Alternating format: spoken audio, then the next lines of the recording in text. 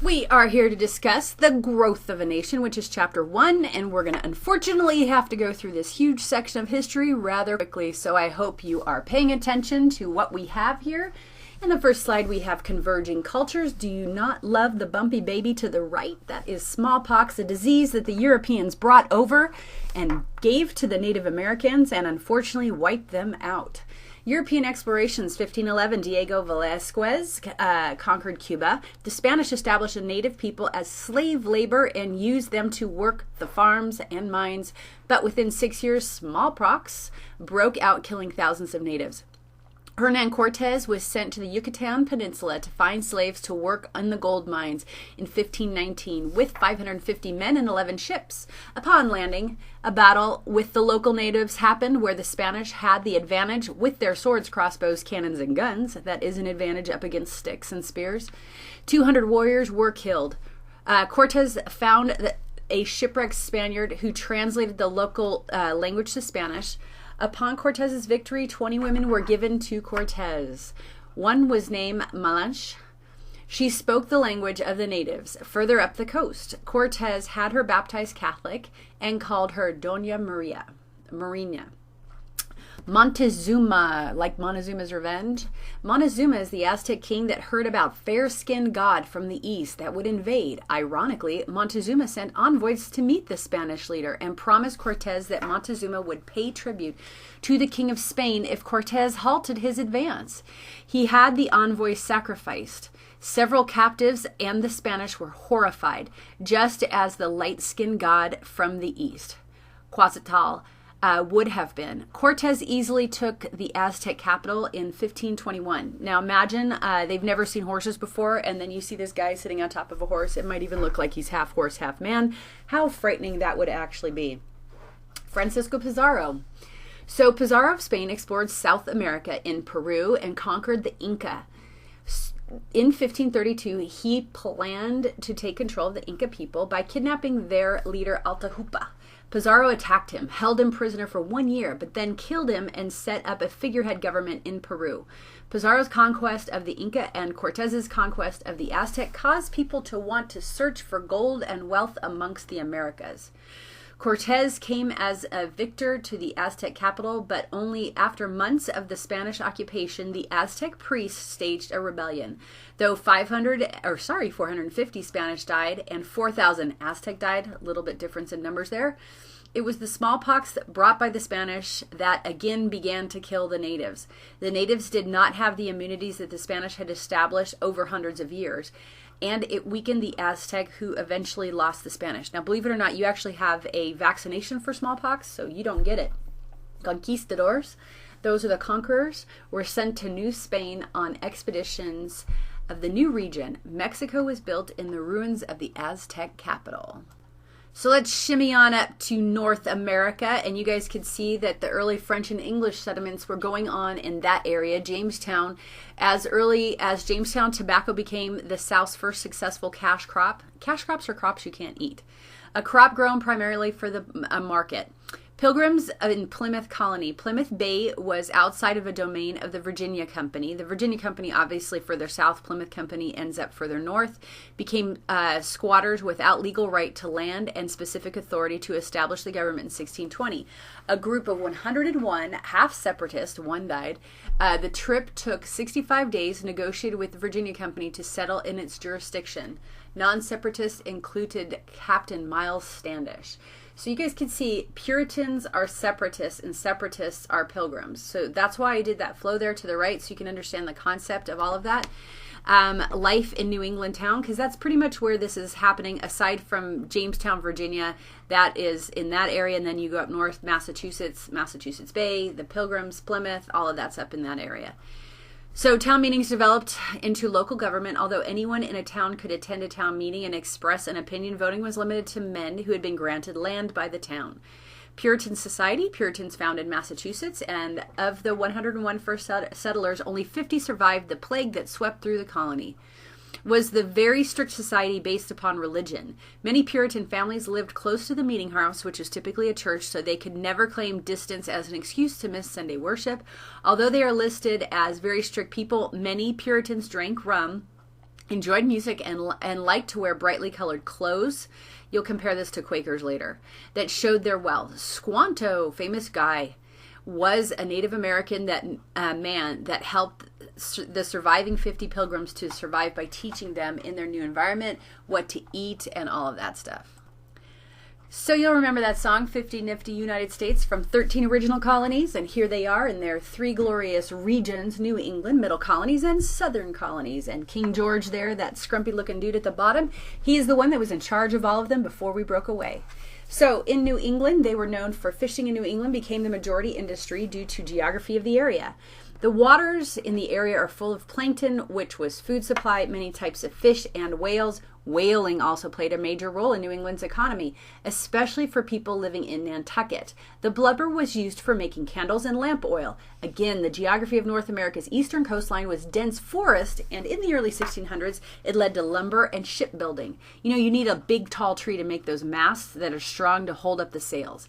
Many of the New England colonies relied on the wood for the lumber company. Barrel making was very important for industry in the colonies because for their storage purposes on ships.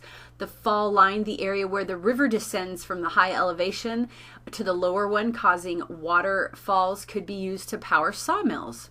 Now in the middle colonies, you guys can see that area literally in the middle. New York and New Jersey are part of that.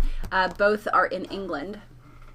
So you would think that New York would have been settled by the, both York and Jersey are in England. So you think that they would have been settled by the English. Technically, it was originally created by New Netherlands. You know, the Dutch people established that. Fur trade was their majority industry. The English King Charles gifted the region of the New Netherlands to his brother James, the Duke of York. He, in turn, gifted 2 large portions of land to his friends. One of his friends was from the island of Jersey, giving the name of the colony New Jersey. Pennsylvania and Delaware. King Charles owed the senior William Penn money. Penn died before collecting it, and so he paid Penn Jr. the debt in the form of land so that Penn, a Quaker, could practice his religion freely. There were no political or religious authority. Philadelphia, the city of brotherly love, is the capital that grew out of this philosophy. As Penn's colony grew, he bought 3 colonies south of Pennsylvania from the Duke of York that became Delaware, and the southern colonies. North Carolina was named for King Charles and King Charles II of England. Georgia, who is the colony named after? Well, King George, of course. He gave the land to James Oglethorpe to establish a place where people in prison for being in debt could start over. So like, you know, credit card debt? So if you had credit card debt, you could have gone to jail for that. Initially, slavery, rum, and brandy were banned. Other states named for sovereign: Louisiana for King Louis of France, Virginia, and thus West Virginia, named for Elizabeth I, the Virgin Queen, she never married, of England, while Maryland is named for Queen Henrietta Maria, wife of King Charles of England. So obviously this was the time period in which African slaves were used. Remember, primarily at the beginning, Native Americans were used as slaves, but unfortunately for the colonists or whoever was there, they knew the land better than the colonists, and so they knew exactly how to get away from them and run away. And so they used a different force in order to build this country, and those were slaves that the Portuguese brought over from Africa. And of course, Africans enslaved other Africans. A diverse society basically in the colonies at first. There were German, there were Scotch-Irish, there were Jews, there were, of course, Africans, and as we get into this, the Germans were in Pennsylvania. The first wave of German immigrants came to Pennsylvania looking for religious freedom. Some of these immigrants became some of the colony's most prosperous farmers. The Scotch-Irish head west. Most of the Scotch-Irish settlers headed to Pennsylvania, and many others migrated west to the frontier, where they occupied vacated land. Colonial America's Jewish community, a large number of Jews migrated to the colonies seeking religious freedom. Many of these settlers settled in New Amsterdam. By 1776, approximately 1,500 Jews lived in the colonies, many in large cities. Africans in colonial America, Africans built a new culture. Many Africans settled in South Carolina, where rice cultivation was required, large groups of people to cultivate.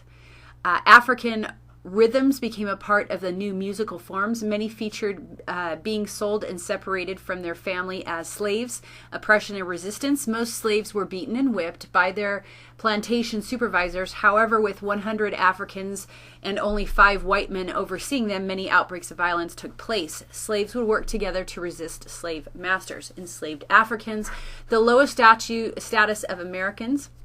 By 1775, the unwilling immigrants and their descendants numbered 545,000, or 20% of the colonial population. Slave codes were laws that kept slaves from owning property, being educated, or moving freely about. They could not even meet in large groups. The Middle Passage is that area of transportation from Africa to the Americas. And just so you're clear, here are the numbers of Africans and where they went. 10 million Africans reached the Americas. 4 million went to Brazil, and Brazil was settled by the Portuguese, and that is the largest amount of slaves out of Africa. 1.6 to Spanish colonies. Again, that would be Mexico South, including Florida. 1.2 went to the Caribbean colonies, and 500,000 went to North America. Now, if you feel that you are underrepresented by this conversation, or you feel like there is more depth to the DNA and your ability to search back into your history of the United States, I suggest you do that, because obviously U.S. history is a brief overview of everyone's history where we can only do a pinprick touch on every little bit of it. And so I suggest you delve into your own personal history and figure out what that is, because that is special to you. Okay, the Enlightenment, the Great Awakening. Many enlightened thinkers believed that natural laws applied to social, political, and economic relationships, and that people could figure out these natural laws if they employed reason. John Locke, very famous guy on this topic, was influential in this movement. The Great Awakening was a religious movement that pushed the colonists to be more religious. Stern leaders like Jonathan Edwards would give terrifying sermons to scare the colonists and tell them they were not going to be chosen to go to heaven. The Great Awakening implanted many ideas that are still a part of American society today.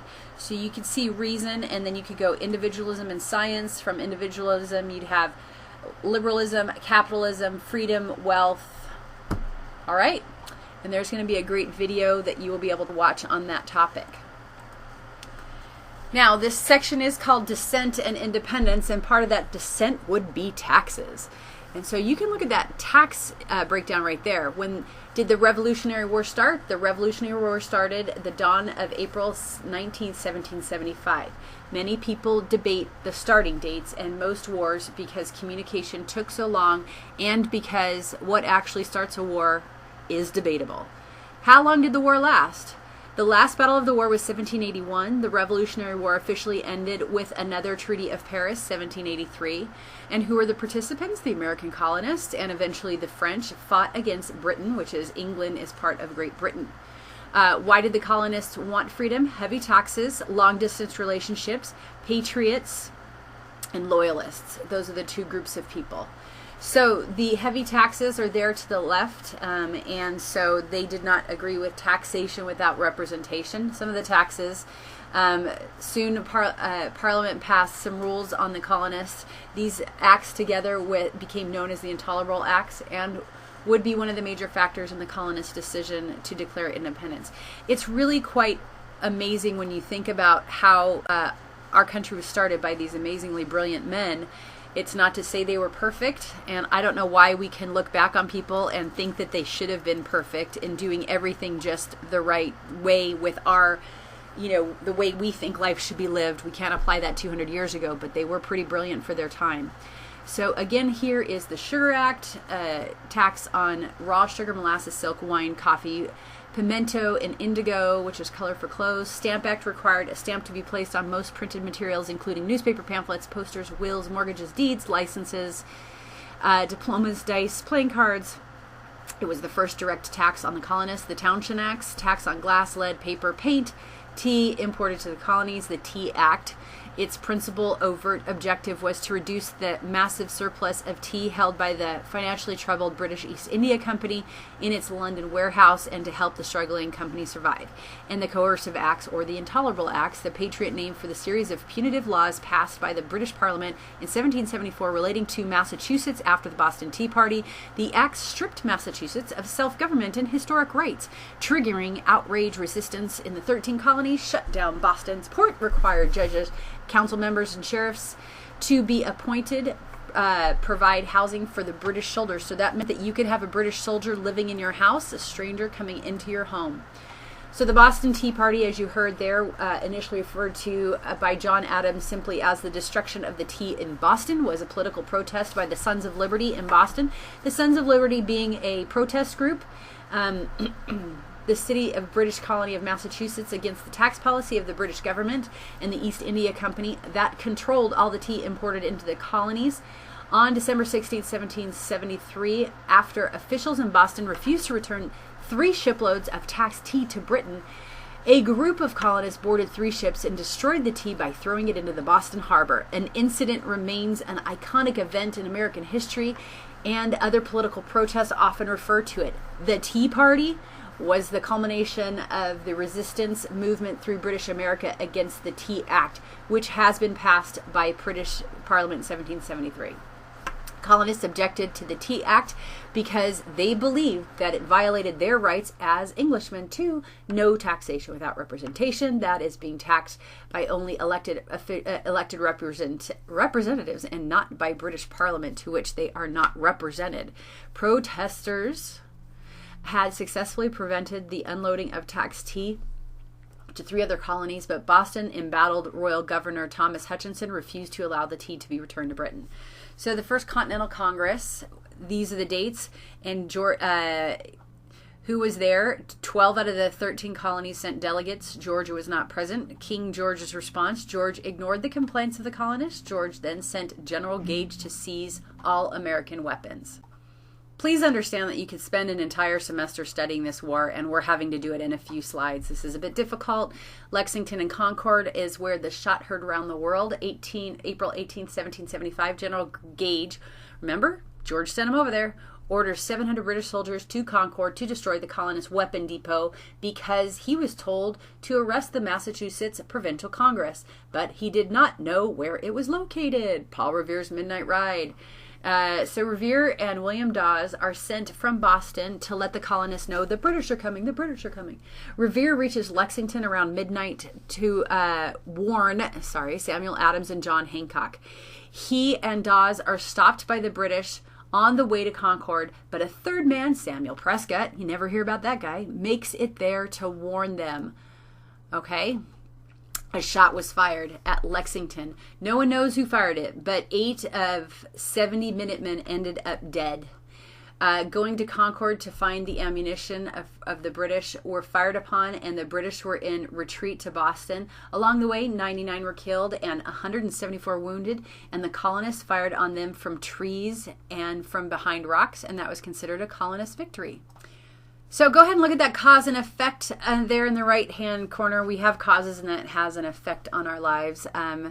A surprise raid, December 26, 1776. Washington takes 2,400 men across the Delaware, very famous picture, and executes a surprise attack on 1,500 German Hessians who are paid soldiers from another country at Trenton, New Jersey. This serves as a real confidence boost. During this time, battles were not typically fought in the winter or around Christmas. The Hessians were still drunk from Christmas. So, George Washington attacked a bunch of drunk guys and won. A week later at Princeton, Washington gains another victory against the unprepared British force. Once again, morale is raised within the army. And then Marquis de Lafayette, 19-year-old Frenchman that arrives in Philadelphia and volunteers to help the Americans. He is a little bit rich. He eventually became one of Washington's most trusted aides. Turning point in the Americas. The British planned to cut off New England from the rest of the colonies by attacking from the north and the south. However, General Howe decided to sail south to capture Philadelphia without telling anyone.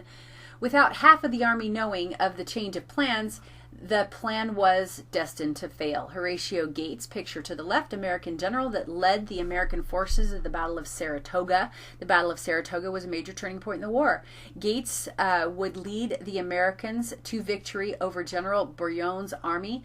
The British are marched to Boston, then sent back to Britain. French allies, the news of the American victory at Saratoga spread quickly. This got the French to join on the side of the Americans because the French like nothing more than to humiliate the British government. Section 3, the Constitution. Women were at war. They took over running the family farms. Many traveled with the army, cooking, washing, nursing, served as spies, couriers, and a few joined the fighting. Deborah Sampson disguised herself as a man and served in the infantry for 1 year. Hannah Botswick McDougall initiated parades with the goal to free her arrested husband. Another woman took part in violent protests, such as food riots targeted against merchants who took advantage of the situation by increasing prices. African Americans, 1 in 20 soldiers were slaves. These men were simply listed as soldier or slave and did not have names. Some were infected deliberately with smallpox and sent to the enemy's side to infect the other soldiers and make them sick and weak and not able to fight. In the North, many were able to attain freedom, and states passed laws to do so. In the South, large plantations, farms relied heavily on cheap labor to farm and would not think of emancipation, even though they might have been fighting for freedom. They felt they needed the slaves in order to turn a profit on their cash crops, which were, of course, tobacco and cotton, and then food crops like rice. So we had to have, at the end of this war, a way to run our government. And the first thing that we had was the Articles of Confederation, which was our first constitution. The Articles of Confederation established a very weak central government. That's the government in Washington, D.C. now. Under the Articles, each state had to send a delegation to the capital city. This delegation was known as the Confederation Congress. There were not separate branches at this time. A group could declare war, raise armies, and sign treaties. The Congress was not able to impose taxes or regulate trade, which are two major issues. Western policies. Since the Congress could not tax or regulate trade, the only way the Confederate Congress could raise money to pay its debt was to sell the land it controlled in the Appalachian Mountains. Congress would eventually pass the Northwest Ordinance, which created more land north of the Ohio River and east of the Mississippi. This land could eventually be divided into 3 to 5 states. See that pretty picture to the right? The ordinance was considered a success in the Articles of Confederation. It provided for the survey of land of Ohio, Illinois, Wisconsin, Michigan, and Indiana, and set up a clear and orderly process by which few states were admitted into the Union on equal basis. For example, to become a state, a territory must have a population of 60,000 people. Ohio was the first state admitted, the 14th state in the Union, dividing up the land of the state 36 square miles equal to a township. Each township 1 square mile, the 16th, was used for public schools. So there is a picture of the Articles of Confederation. The weaknesses of the Articles of Confederation: a weak national government. Congress could not tax or regulate commerce. No common currency. So like each state had their own money, just like each country does in Europe. Just 1 vote per state. Size doesn't matter. And no executive or judicial branch. Success in trade. Following the Revolutionary War, Britain imposed harsh trade restrictions on the United States when it came to trade with other British colonies, as well as the mainland. To overcome these problems, representatives from Congress negotiated several trade treaties with other countries, including Holland, Prussia, and Sweden. The United States also had a commercial treaty in place with France. By 1791, the United States trading was much greater than when they were the colonies. Congress falters problems with trade. Due to several states having different trade regulations, the British were able to sell their goods in the new nation. To take advantage of the system, the British would have their goods sent to the states with the lowest taxes and fewest restrictions. The Congress was unable to regulate trade, commerce, so the states started setting up custom costs at their borders to go from like state to state to state to prevent the British from exploiting the different trade laws. States would also levy taxes on one another to raise revenue. With all of this happening, each state was starting to act like an independent country, which was threatening the unity of the nation. Because of all those problems, we needed a new form of government, and we got the Constitution, the Constitutional Convention. The weakness of the Confederation Congress allowed many Americans to believe the United States would not survive without a strong central government. February 21st, 1787, the Articles of Congress called a convention of state delegates at Philadelphia to propose a plan of government. People who supported the fight for stronger national government were called nationalists. New York delegate Alexander Hamilton recommended that the Congress itself call for another convention to be held in Philadelphia in May of 1787. Every state except Rhode Island sent delegates to what became known as the Constitutional Convention. May 1787, delegates took their place at the Pennsylvania State House in Philadelphia. I've been there. 74 delegates were appointed to attend, and 55 delegates showed up. Rhode Island refused to send delegates. Their main goals were to to balance rights and form a stronger national government. The founders, our elite group of delegates to attend the convention in Philadelphia, included some of the most influential men in American history. And there's the roll book. And to be honest, I went to see where they signed everything, and it is fantastic. They even have statues of every single person, their exact likeness, out of bronze, and you can walk around the size of their height. And some of them, Madison there was really, really short. So obviously when you get all these people together, they're not going to go, oh my gosh, we all agree, let's all do the exact same thing.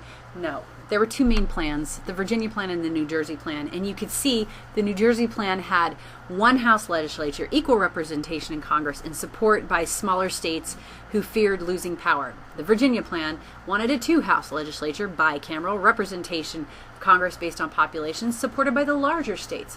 So they had something called a compromise. Now, I know our government is not familiar with this word these days, but you know what they say, hold your nose and close your eyes. That's a compromise.